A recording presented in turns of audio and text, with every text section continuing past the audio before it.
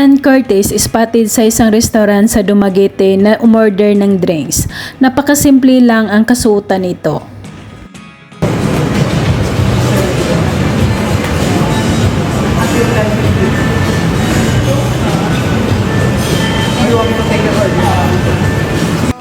At the next day nila sa Dumaguete, spotted ulit si Ann Curtis na naglalakad at napakaganda sa kanyang backless dress na kasuotan. You see how I get off of work? Very demure, very cutesy. Hair, still very nice. Outfit. Pumasok sa isang restaurant para umorder ng kanilang mga pagkain kasama ang kanyang makeup artist at mga kaibigan. Ice latte.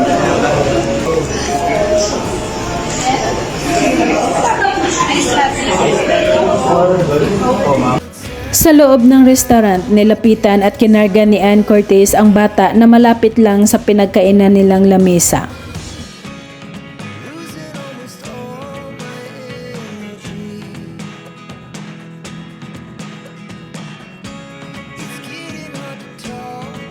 At nilalaro niya ito. Talagang mahilig sa bata si Ann Curtis dahil isa na rin siyang nanay sa anak niyang napaka-cute din na si Dahlia.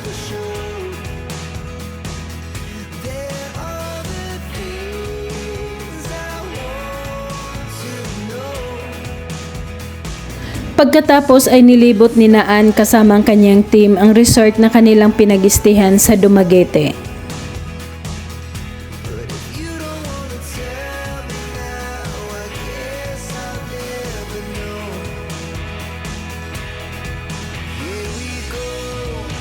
Isa si Ann Curtis na kahit super sikat na ay hindi nagbabago ang ugali nito pagdating sa kanyang mga tagahanga.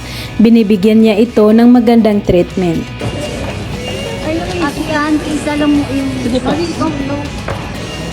Ito, buching May lumapit din sa kanya na mag-ina na gustong magpa-picture sa kanya at siya pa mismo ang yumakap nito habang nagpa-picture sila. May ako picture.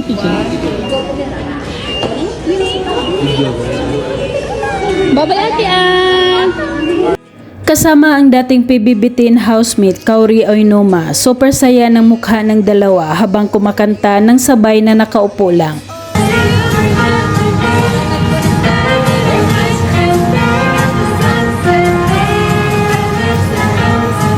Makikita ang saya ni Ann Curtis sa naganap na party sa pagsasama-sama ng lahat ng cast ng bagong teleserye na It's Okay to Be Not Okay.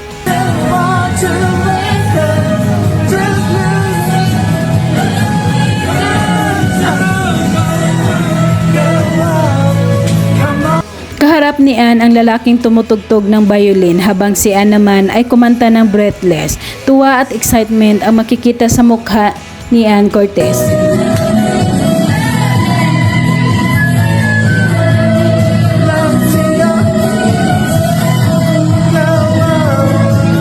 Hindi lang si Ann Curtis ang natutuwa manood sa lalaking tumutugtog ng violin.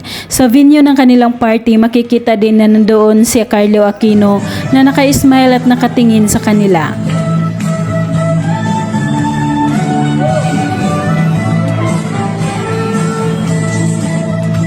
Nagbigay pa rin ng saya ang lalaking tumutugtog ng violin habang nakaupo na si Ann Curtis at pumapalakpak ito.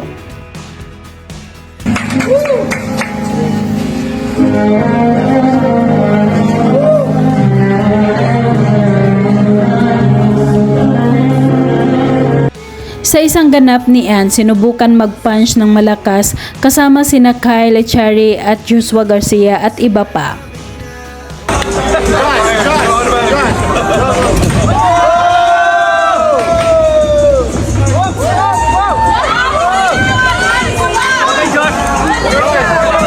Sobrang daming endorsement ni Ann Curtis at isa na rito ang pagiging ambassador na sikat na cake store, ang Red Ribbon.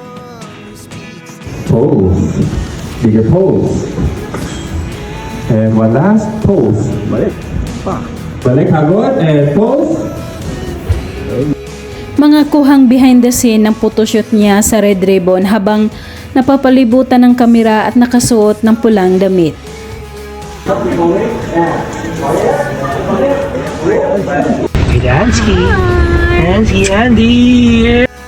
Ngayong taon, October 2024, nagpunta si Ann at kanyang team sa Paris para umattend ng Gucci Paris Fashion Week.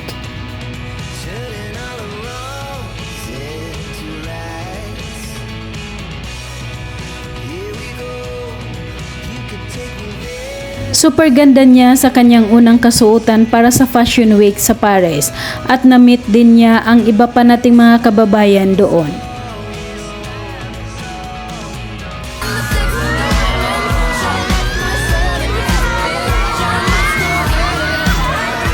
Sa kanyang pangalawang kasuotan para sa naturang event, isinuot naman niya ang Gucci All Red mula eyeglasses, damit, bag at sapatos. Hi Vogue Philippines! We're here at the Gucci Hub to take a closer look at Sabato's Spring Summer 25 collection that I could wear on a red carpet event. Get ready na naman si Ann sa kanyang susunod na destinasyon for a trip as a celebrity fashionista.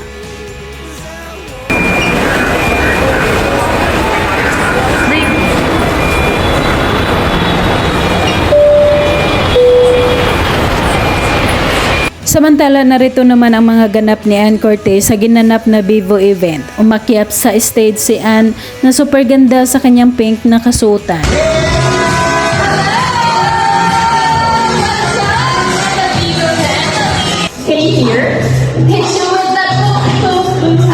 Kasama niya bilang ambassador ng Vivo at nandoon din sa naturang event ang isa sa mga host ng Itbulaga na si Min Mendoza.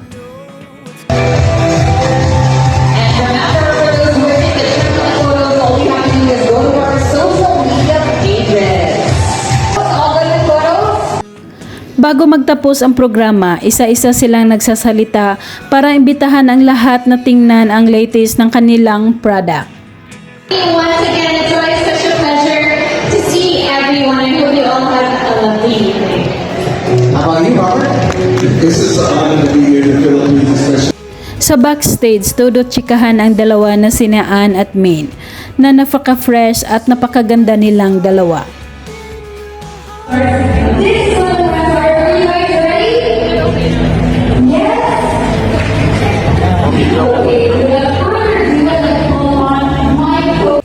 Narito at silipin natin ang behind the scene ng Vivo photoshoot ng Diyosa ng kagandahan na si Ann Curtis.